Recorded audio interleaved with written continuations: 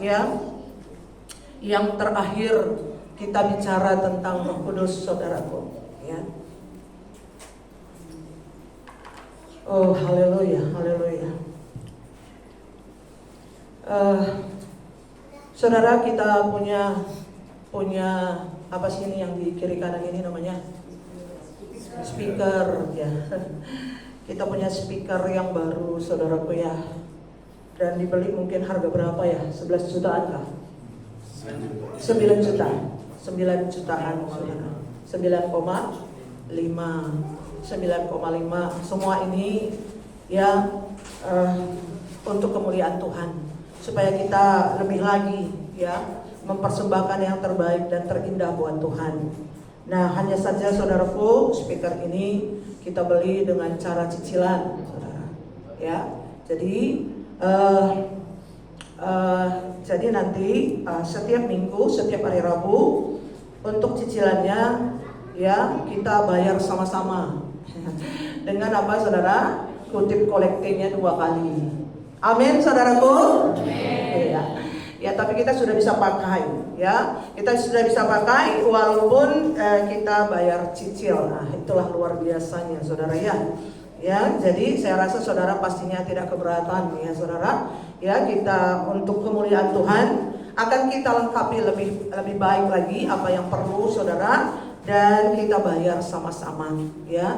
Dan untuk kita pakai sama-sama untuk memuji Tuhan. Karena untuk Tuhan kita harus beri yang terbaik, saudaraku. Ya, kita persembahkan yang terbaik.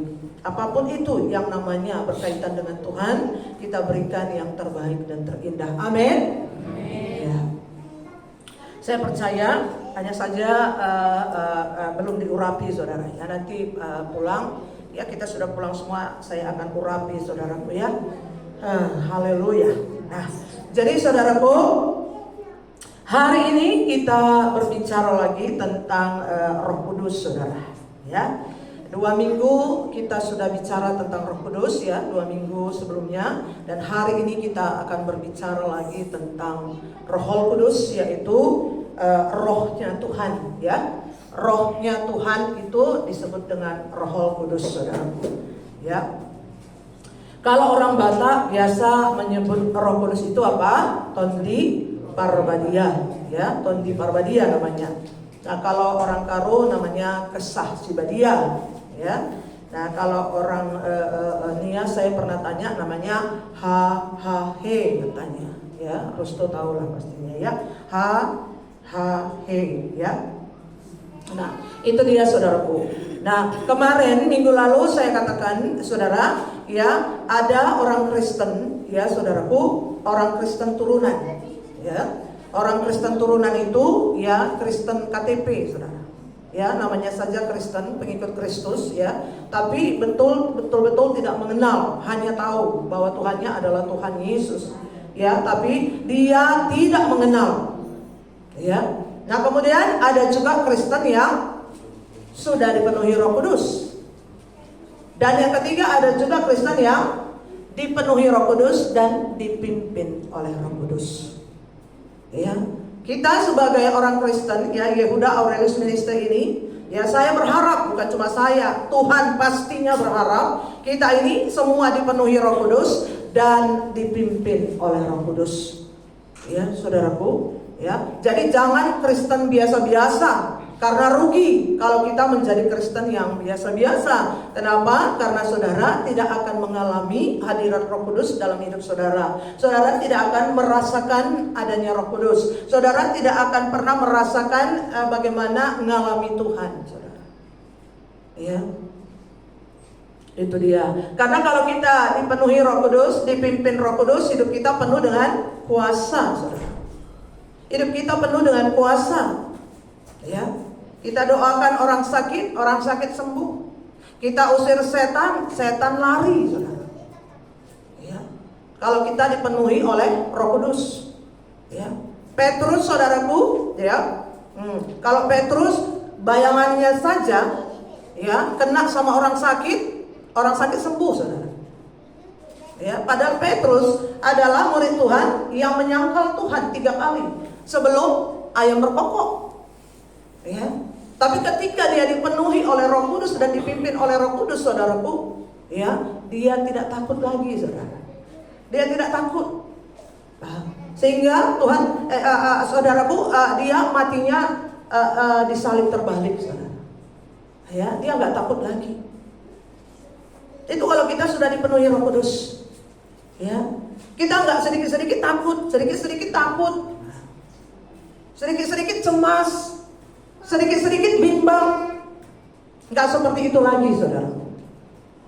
Ya, nah, ayolah supaya kita semua dipenuhi oleh Roh Kudus dan dipimpin oleh Roh Kudus. Nah, Roh Kudus itu di dalam Alkitab, ya, selalu dilambangkan, ya. Ada beberapa lambang untuk Roh Kudus, saudara. Ini pengetahuan supaya saudara tahu, ya, saudaraku. Di dalam Alkitab, ya, Roh Kudus dilambangkan seperti burung merpati, ya. Bukan berarti setiap burung merpati yang saudara lihat di luar Roh Kudus, ya, saudara. Bukan seperti itu, ya. Jangan-jangan nanti saudara pikir burung merpati yang di luar, ya, saudara, oh ini Roh Kudus, kemudian ditangkap, kemudian dibuli, ya, maksudnya dibuluin, saudara, ya, kemudian dipanggang, kemudian dimakan. Aku udah penuh Roh Kudus. Bukan seperti itu, saudara, ya, bukan seperti itu, ya, saudaraku. Jadi, ya, burung merpati itu dilambangkan burung merpati, saudaraku, karena burung merpati ini, saudaraku, salah satunya dia tidak punya apa, saudara?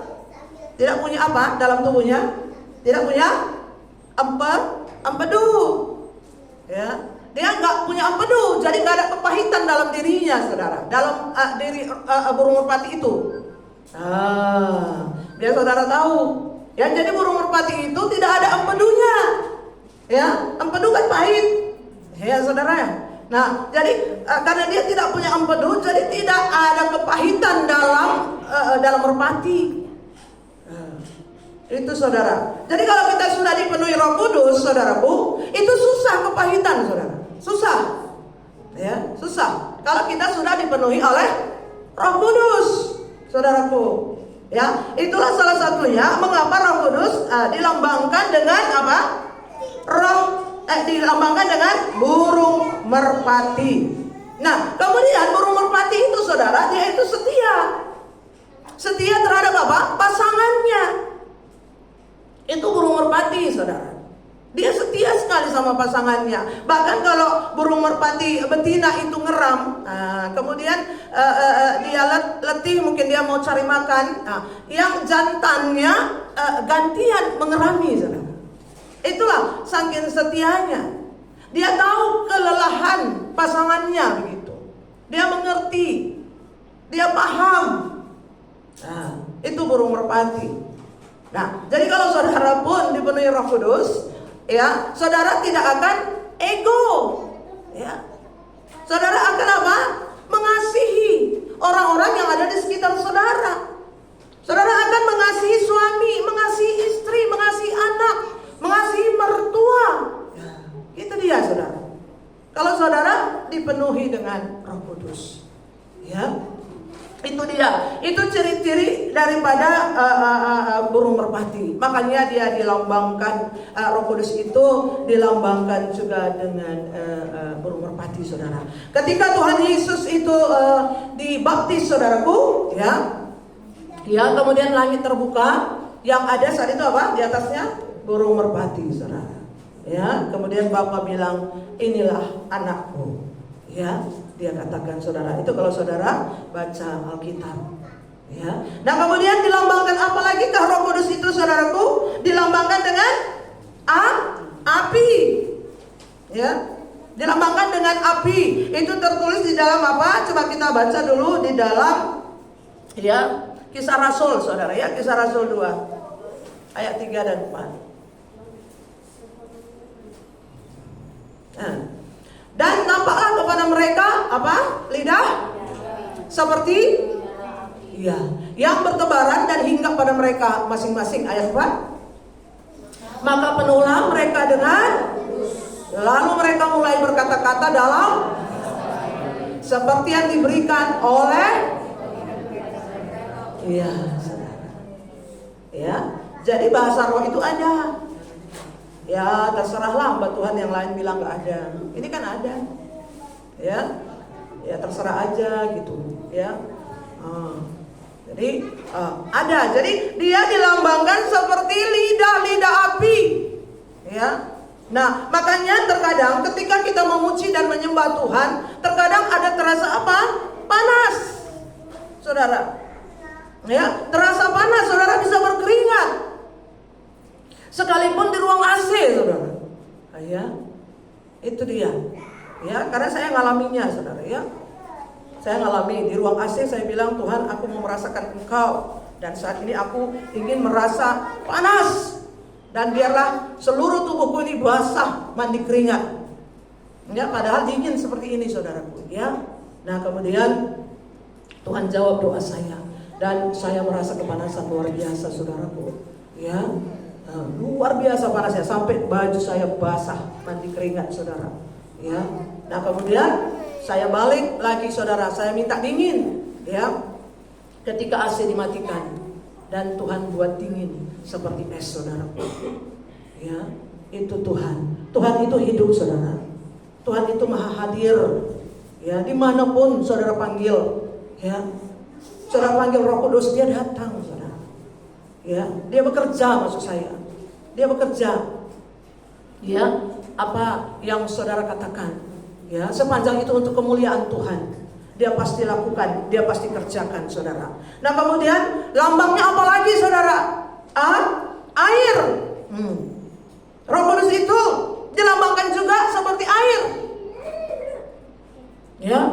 Air, tahu nggak, saudara? Air itu kan, dia itu menyejukkan. Ya.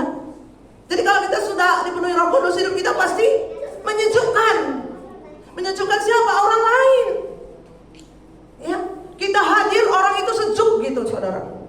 Ya. Kita hadir bukan jadi petaka bagi orang. Ya.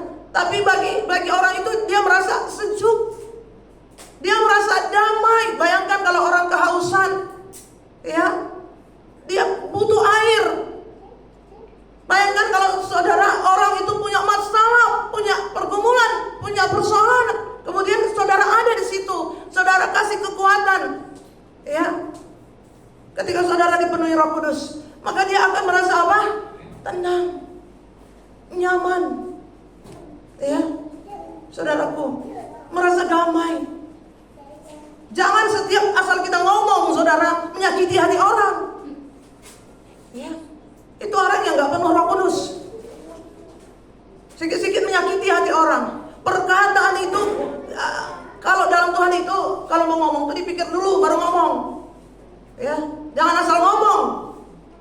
Ya, asal kita ngomong orang sakit hati. Asal kita bicara orang gimana gitu, saudara. Ya, lemas dia, saudara. Ya. Karena saudara tahu perkataan kita itu bisa membunuh orang, bukan cuma dengan pistol, bukan cuma dengan pisau, tapi mulut kita, perkataan kita bisa bunuh orang. Ya. Ketahuan. Kalau orang sudah dipenuhi Roh Kudus, dia selalu akan membawa damai. Dia akan menjadi garam terasa buat orang. Dia akan berdampak bagi orang lain. Ya. Itu, saudara, kalau kita dipenuhi oleh Roh Kudus.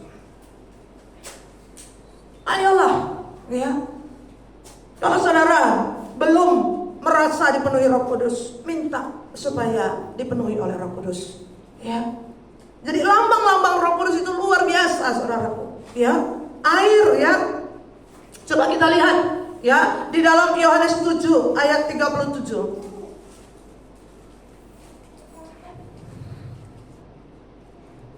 Dan pada hari terakhir, yaitu pada puncak perayaan itu, Yesus berdiri dan berseru, barang siapa haus, baiklah ia datang kepadaku dan minum. Ayat berikutnya.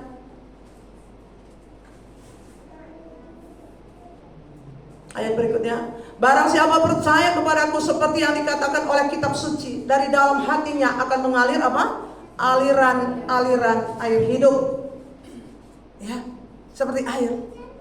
Ya, dari dalam kita akan mengalir aliran-aliran hidup yang menenangkan orang lain, ya, yang menyukakan orang lain, yang membawa sukacita bagi orang lain. Nah kemudian ayat berikutnya 39, yang dimaksudkannya ialah roh yang akan diterima oleh mereka yang percaya kepadanya, sebab roh itu belum datang karena Yesus belum dimuliakan. Ayat berikutnya, udah sampai 39 aja saya rasa. Nah, saudaraku, yang dimaksud di situ ya, ayat itu adalah roh. Roh apa? Roh Kudus. Roh Tuhan. Belum datang, kenapa? Karena Tuhan belum dimuliakan. Maksudnya dia belum naik ke surga. Roh Kudus itu ada setelah Tuhan Yesus naik ke surga. Siapkan tempat bagi saudara dan saya. Nah kemudian dia turunkan rohnya ke bumi. Jadi saat ini ada Roh Kudus, saudara. Di tempat ini ada Roh Kudus.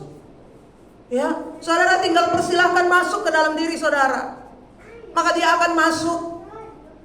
Makanya jangan mengeraskan hati, jangan mengeraskan pikiran. Ya, kalau saudara datang kepada Tuhan dengan mengeraskan hati, itu tidak akan pernah ketemu. Ya, tidak akan, saudaraku. Datang kepada Tuhan tidak pakai pikiran, tidak pakai gaya-gaya. Ya, karena kalau saudara datang pada Tuhan dengan akal pikiran saudara semata, saudaraku, saudara tidak akan pernah connect dengan Roh Kudus. Tidak akan pernah. Tidak akan pernah. Itu saudaraku, ya. Jadi dia berupa air, dia menenangkan, dia menyejukkan. Itu Roh Kudus. Kalau saudara dipenuhi itu, maka saudara akan merasakan semuanya itu. Ya, saudara akan merasakan. Ya, bagaimana saudara tadi digambarkan Roh Kudus itu seperti apa? Merpati. Saudara nggak punya akar pahit dalam diri saudara. Ya. Saudara nggak bersungut-sungut, tidak punya akar pahit kepada mertua, pada suami, pada istri. Ya, saudaraku, itu tandanya, itu barometernya. Nah, kemudian lagi, saudara, Roh Kudus itu dilambangkan seperti angin, ya. Seperti angin. Coba kita baca dulu, saudaraku, di dalam Kisah Para Rasul 2 ayat 2. Tiba-tiba turunlah dari langit suatu bunyi seperti tiupan angin keras yang memenuhi seluruh rumah di mana mereka duduk. Ya, itu saudara, seperti angin. Nah, saudara pernah nggak ngalamin? Saya pernah, saudara. Ya, saya pernah. Seperti api, saya pernah mengalami. Seperti angin, saya pernah mengalami, saudara. Ya, nah waktu itu rumah semua terkunci, saudara. Nah, karena suami sudah keluar, anak sudah keluar, saya kunci. Nah, ya, ada jendela semua saya tutup, saudaraku. Nah, kemudian ketika saya baca buku, ya, saya baca buku rohani itu, ya, karangan Pastor Benny Hinn, ya, saudaraku, yang judulnya Selamat Pagi Roh Kudus. Ya, saudara. Ya, jadi saya baca, kemudian saya praktekkan apa yang dia katakan, saudara, di buku itu. Ya. Nah, kemudian ketika saya baca, benar-benar, saudara, ya, saya merasakan lawatan Tuhan, ya, dalam bentuk Roh Kudus. Kenapa? Saya merasakan angin, saudara, bertiup. Ya, saudaraku, saya merasakan angin, tapi jendela nggak ada yang terbuka, pintu nggak ada yang terbuka, dan tidak ada kipas angin yang hidup.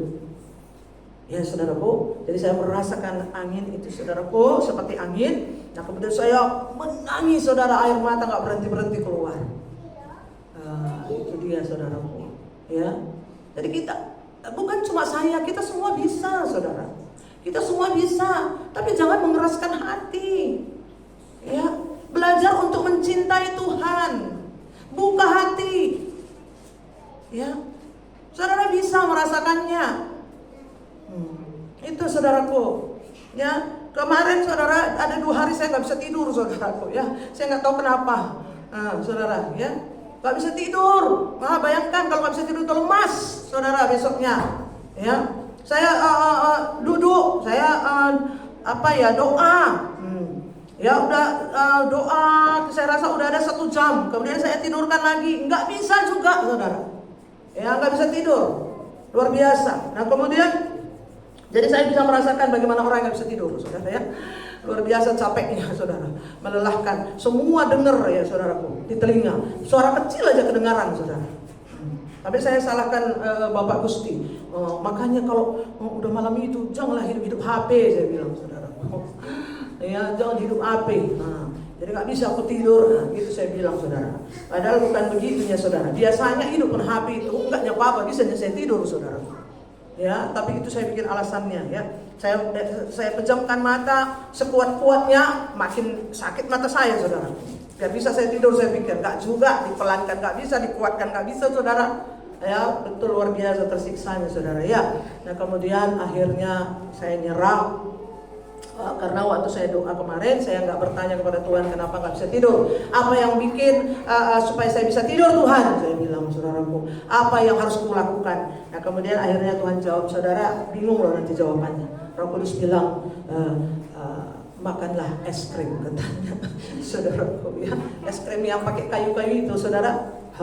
Makan es krim sebelum tidur, makanlah es krim 1 katanya saudara. Makanya di kulkas banyak es krim itu saudara. Ya, nggak perlu mahalnya gitu saudara. Ya, yang penting es krim yang berkayu itu. Nah kemudian saudara, semalam saya makan es krim. Ya, Roh Kudus itu bilang ya, saya makan es krim itu saudaraku, ya 1, harganya cuma 2.000 saudara. Ya, ada yang 3,5, ada yang 2.000. Saya beli itu di Swalayan 88. Nah kemudian saya makan, kemudian setelah saya makan, ya saudaraku, saya golekkan badan saya jam 9. Nah kemudian saudara, saya tidur. Wih, enak kali saudara. Luar biasa. Hah? Hidup HP pun tak kemana kuatnya, gak kenapa-kenapa saudara. Itu kan luar biasa kan saudaraku. Itulah. Itu Roh Kudus itu saudara, luar biasa. Kalau kita minta tolong, dia bilang saudaraku. Dia kasih tahu saudara. Ya, masalahnya saudara kadang-kadang gak mau tanya. Ya, jangan pekakan telinga. Ya, tanya dia saudaraku. Ya, saudara pernah pula saya lemas. Apa obatnya Bapak? Aku bilang makan somboy katanya. 3 biji satu hari kata. Minum makan satu kali saudara, hilang lemasnya saudara. Haleluya. Itu bertanya. Ya. Saudara, Roh Kudus itu sekarang ada di sini, saudara, di rumah saudara, dimanapun ada dia. Sebab dia itu tidak berbatas ruang dan waktu. Ya, gitu saudara. Enggak buat dia hadir nanti jam 1 malam, dia hadir nanti jam 4 pagi, enggak gitu saudara. Itu dia. Jadi ketika kita sudah dipenuhi Roh Kudus, ya, minggu kemarin dibilang, ya saudara, dia akan mau bekerja sama kita setiap saat. Setiap saat saudara, dia mau bekerja sama dengan kita. Seperti itu dia saudara. Ini kayak mana saudara pun berdoa lalu saudara berdoa bilang saudaraku, semua keluhan misalnya, ya saudaraku. Ya kan, biasa itu orang Kristen berdoa begitu kan. Tuhan, mamaku, bapakku, suamiku, nenekku, tak apalah semua pokoknya. Berkati Tuhan, berkati. Itu aja lalap saudara. Udah siap itu, amin.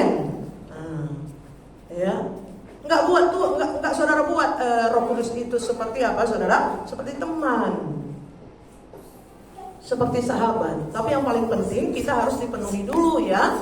Kita harus dipenuhi dulu. Ya, dipenuhi dulu oleh Roh Kudus ya. Dia jawab, percayalah saudara, bukan cuma saya, semuanya kita. Semuanya. Saya bisa bayangkan kalau setiap anak-anak Yehuda ini kan enggak berapa banyak yang hadir ini ya kan. Setiap anak-anak Yehuda Aurelius ini seperti itu. Wow saudaraku. Luar biasa. Ya, jadi kalau ada nanti pelayanan di luar enggak perlu lagi saya yang hadir. Saudaraku, ya, udah tahu saya. Mama Lolita. Pergi ke sana. Ayo kamu yang layani. Sudah begitu saudara. Kan saya pun nggak capek saudaraku. Saudara pun bahagia kan? Bangga kenapa? Karena saudara punya Tuhan yang luar biasa. Ya saudaraku. Itu saya berharap kali seperti itu saudaraku. Jadi nggak saya lagi gitu maksud saya. Kita kerjasama. Gitu dia saudaraku. Nah kemudian ketika saudara hadir, kemudian saudara doakan, saudara sembuh pula dia. Haleluya. Yesus luar biasa saudaraku. Terkenallah Yehuda ini saudara. Dipanggil-panggil sampai ke luar negeri. Haleluya. Mau saudara? Makanya praktek. Hidup kekristenan itu praktek, saudaraku. Praktek. Ya, bukan cuma duduk dengar. Udah, dengar, masuk kuping kiri, keluar kuping kanan. Datang tadi kayak mana, ya pulang pun kayak gitu juga. Gitu, gak ada bedanya, saudara. Ya, jadi dipraktekkan, saudara ya, supaya enak loh kalau jadi Kristen yang luar biasa, jangan yang biasa-biasa. Kalau biasa-biasa aja ya udah apa? Ya, datang ke Yehuda ini pun masih tetap biasa lalap, saudara. Mulut saya udah kering, ya, mengatakannya, saudara. Tapi saudara nggak serius, kayak mana coba? Ya, itu dia, saudara ya. Nah, kemudian dia berupa apa lagi? Saudaraku, dia berupa minyak.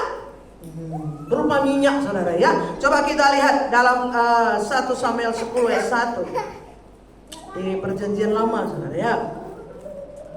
1 Samuel 10 ayat 1.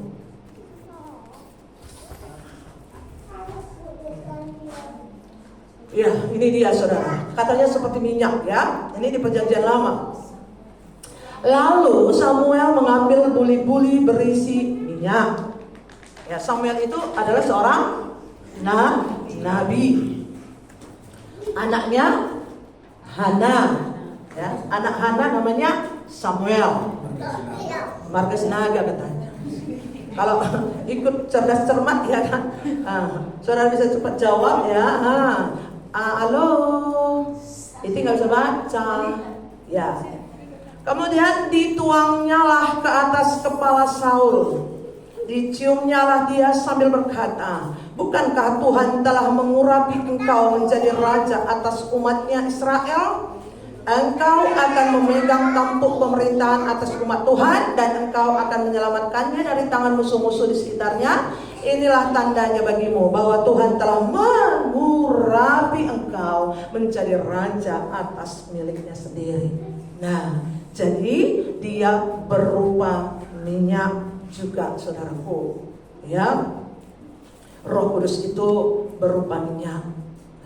Ya saudara, itu kan minyaknya diurapi, artinya minyak itu mengurapi Saul. Artinya Tuhan sudah setuju, ya saudaraku, Tuhan setuju kalau Saul diangkat menjadi raja dengan tanda minyak itu, saudaraku. Ya, jadi dia berupa minyak.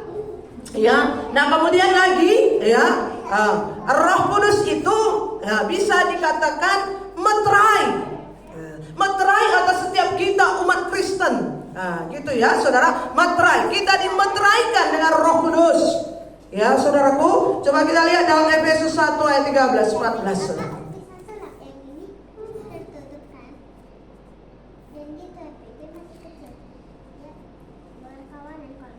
Efesus 1 ya ayat 13. Di dalam dia kamu juga, karena kamu telah mendengar firman kebenaran, yaitu Injil keselamatanmu. Di dalam dia kamu juga ketika kamu percaya dimeteraikan dengan Roh Kudus yang dijanjikannya itu. Jadi kita dimeteraikan dengan Roh Kudus. Ya, dimeteraikan. Tahu materai, saudaraku? Ya, perjanjian kalau sewa menyewa, ya kan, beli apa namanya, jual beli kan harus pakai materai. Kalau nggak ada materai nggak kuat, saudara. Iya kan? Nggak sah. Jadi saudara pun nggak sah jadi orang Kristen pengikut Kristus kalau nggak dimeteraikan dengan Roh Kudus. Saudaraku, saudara mau sah jadi orang Kristen? Mau, makanya harus dipenuhi Roh Kudus. Jadi berbeda. Jangan jadi Kristen lama lagi, saudara ya. Nah, kemudian ayat 14 apa katanya? Dan Roh Kudus itu adalah jaminan. Jaminan. Aduh, kenapa lah kok susah kali lah orang Kristen ini ya? Bingung saya, jaminan katanya. Dan Roh Kudus itu adalah jaminan bagian kita sampai kita memperoleh seluruhnya, yaitu penebusan yang menjadikan kita milik Allah, ya, untuk memuji kemuliaan-Nya. Jaminan. Saudara mau memuji Tuhan nanti di sorga, harus dimeteraikan dengan Roh Kudus, kalau enggak bisa. Itu dia, saudara. Ya. Jadi dia, haleluya, apa itu? Kenapa gitu?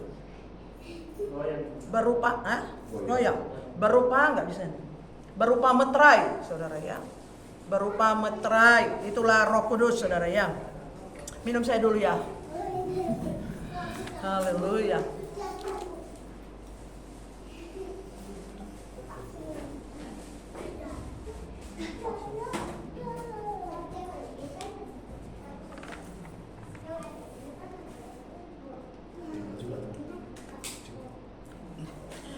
Jadi saudaraku, kalau nggak ada itu capek ya kan?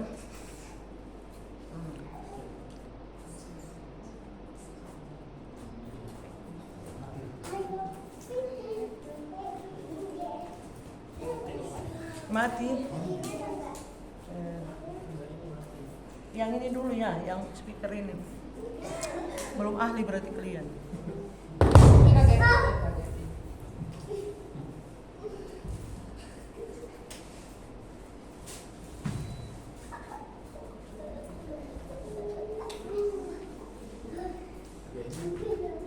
Iya, yang biasa dulu. Oh, haleluya, Yesus Raja mulia, haleluya.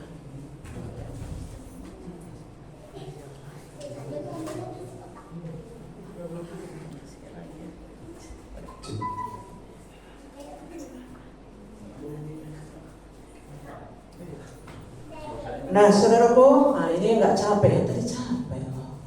Ini nggak capek.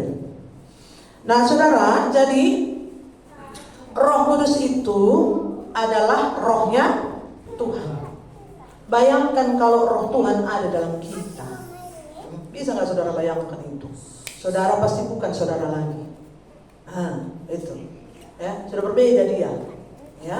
Nah, saudara kan tahu Tuhan kita itu adalah 3 dalam 1. 1 dalam 3, gitu ya. 3 dalam 1, 3 in 1. Nah, gitu ya. Nah, jadi saudaraku, Bapa dia punya otoritas yang paling tinggi. Itu 1 ya, 1. Ya, 1. Tuhan kita itu 1, nggak pernah 3. Kadang-kadang kan orang seberang atau orang yang nggak mengerti ya, masa orang Kristen Tuhannya 3. 1 Tuhan kita, saudara ya. Bapa, Anak, dan Roh Kudus. Nah, Bapa itu ya, dia punya otoritas paling tinggi, ya. Punya otoritas paling tinggi. Nah, kemudian di dalam Bapa ini kan ada perkataan. Kita kan bisa berkata-kata ini, ya kan? Itu kita berkata-kata, ya. Nah, Bapa itu, saudaraku, perkataannya adalah firman. Nah, firman itu jadi manusia, betul nggak? Namanya siapa? Tuhan Yesus. Ya. Nah, kemudian Bapa itu ada rohnya. Kita, saya, ya, kan ada perkataan saya, ada roh saya, ya kan, saudaraku? Nah, jadi punya 3 pribadi. Begitu dia, ya, 3 pribadi, ya. Jadi Bapa itu pribadi, Yesus itu pribadi, Firman itu pribadi, dan Roh Kudus itu juga pribadi. Tapi dalam 1. Kalau kita kan terdiri dari apa? Roh, jiwa, dan raga. Gitu ya, roh, jiwa, dan raga. Nah, kita kan ada perkataan. Tuhan itu pun ada perkataannya. Pada mulanya adalah. Makanya dalam Alkitab kan ada dikatakan, ya, Tuhan Yesus itu bilang sama bangsa Yahudi, saudaraku ya, sebelum Abraham ada, aku sudah ada.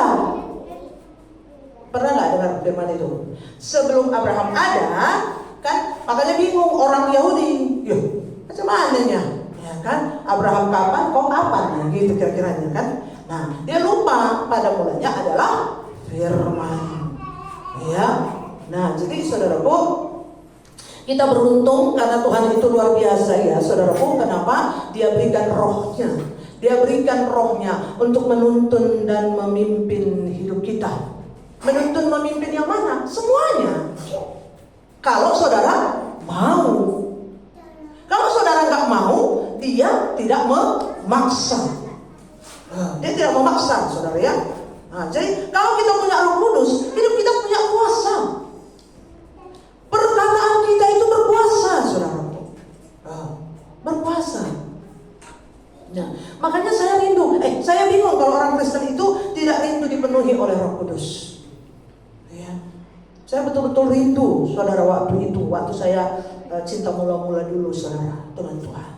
Ya, sangat merindukan. Ya, bagaimana Roh Kudus itu memenuhi kehidupan saya.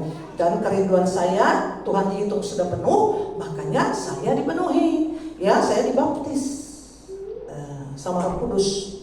Siapa yang melakukan? Tuhan Yesus sendiri. Ya, jadi saudara, Roh Kudus itu adalah Allah itu sendiri. Udah disediakan. Masa kan saudara nggak mau? Makanya saya bingung kadang-kadang melihat manusia ini, ya saudara. Ya, nah coba kita lihat dulu di dalam Ibrani 19 ayat 14. Ibrani 19 ayat 14.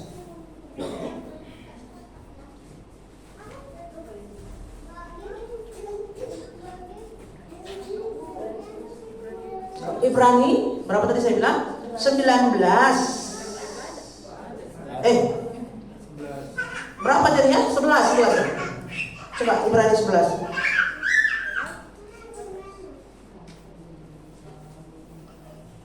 Bukan. Saya salah lihat berarti saya, saudara.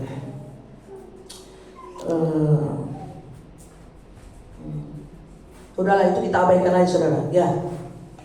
Nah, jadi tadi saya udah berkata bahwa Yesus itu adalah, saudaraku, ya, Yesus itu adalah Tuhan itu sendiri, Roh Kudus itu adalah Tuhan itu sendiri, dan Bapa adalah Tuhan itu sendiri.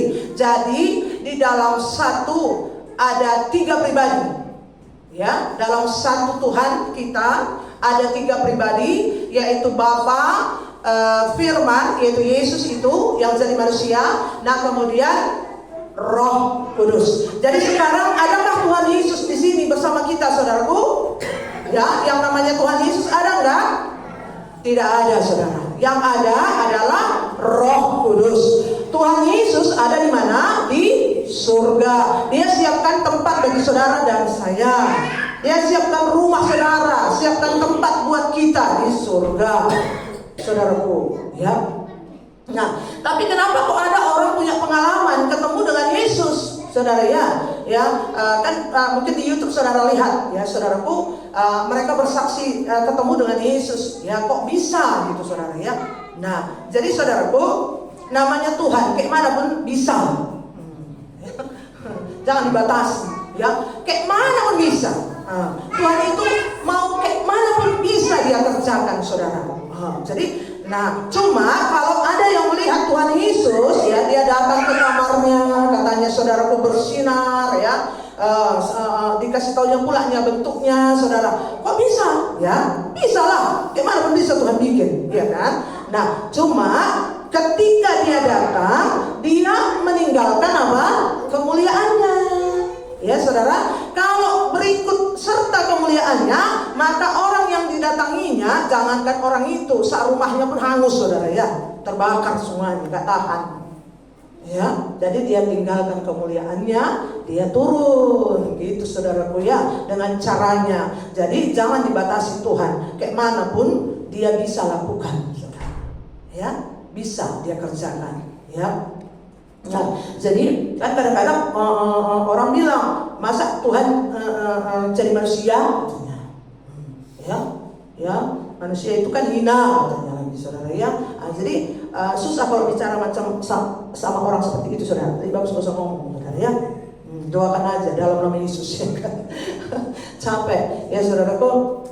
Nah, karena kan ada juga yang bilang begini saudara, kenapa ya Tuhan itu jahat katanya. Ada juga gitu.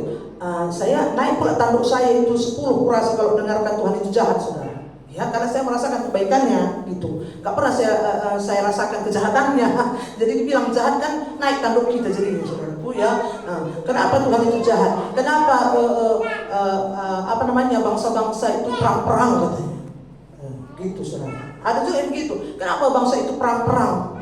Kenapa enggak dibikinnya jangan perang? Katanya saudara. Ya, itu. Ya, jadi karena dia enggak mengerti gitu dalam hati saya saudaraku ya.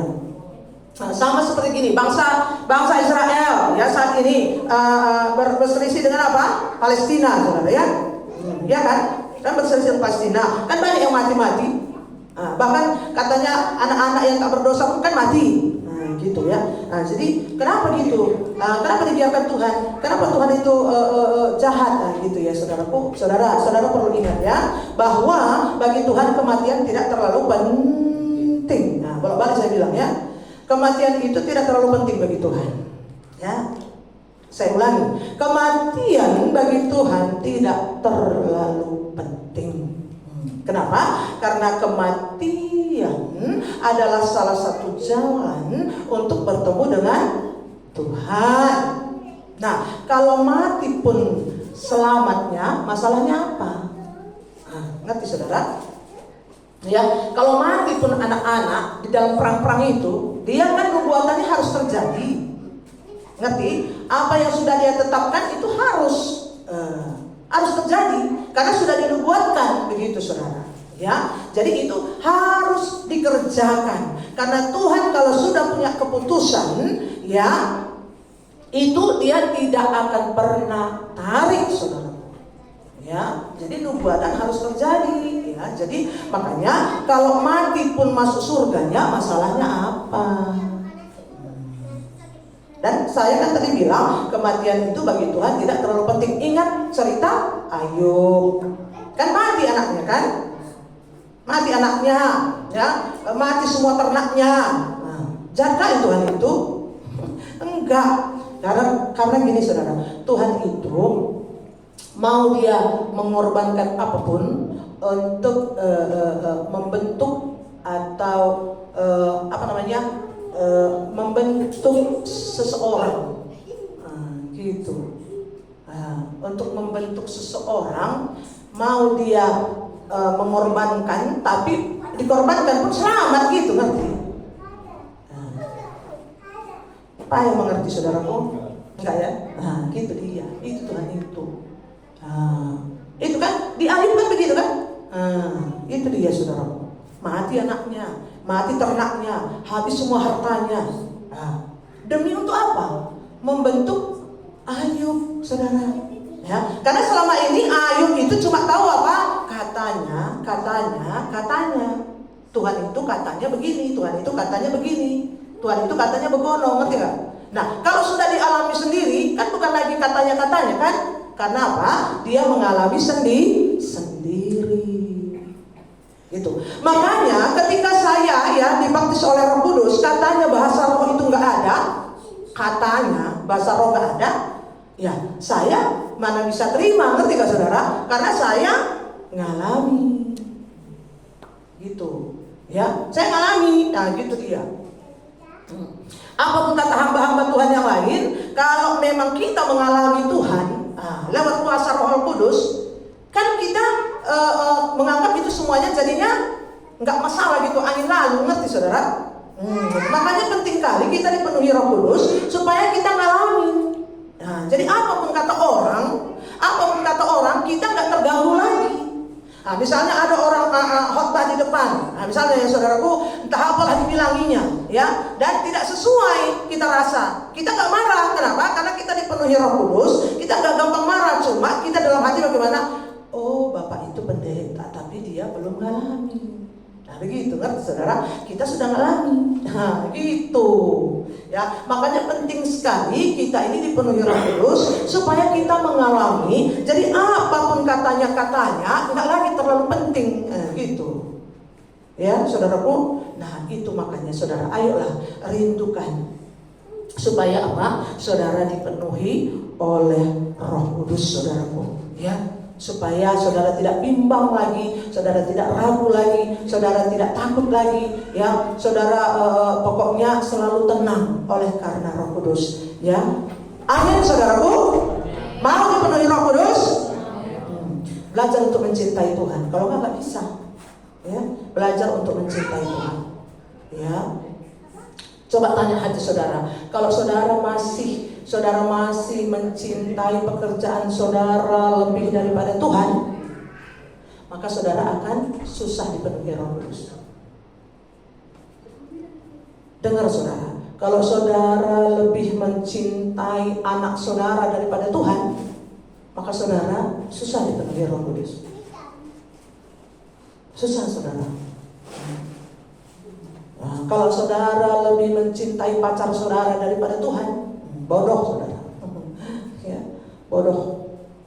Kalau saudara lebih mencintai orang tua saudara daripada Tuhan, itu susah dipenuhi Roh Kudus, saudara.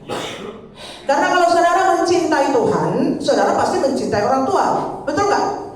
Nah, tapi kalau saudara mencintai orang tua, lebih mencintai orang tua, itu saudara pasti tidak mencintai Tuhan. Ngerti saudaraku? Jadi harus kita mencintai Tuhan lebih daripada apapun, ya. Harus saudara mengerti dulu itu, maka saudara akan gampang dipenuhi oleh Roh Kudus.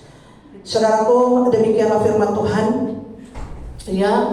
Biarlah kita semua merindukan supaya kita dipenuhi oleh Roh Kudus, dan kita punya hak untuk semuanya itu, sebab Tuhan sudah berikan Roh Kudus atas dunia ini, saudara. Saudara tinggal undang saja masuk ke dalam diri saudara. Jangan keraskan hati, jangan keraskan pikiran, saudaraku, ya.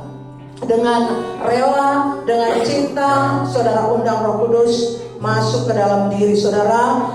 Maka Roh Kudus itu pasti akan memenuhi saudara, ya. Kita nyanyi, Rohmu yang hidup penuhiku.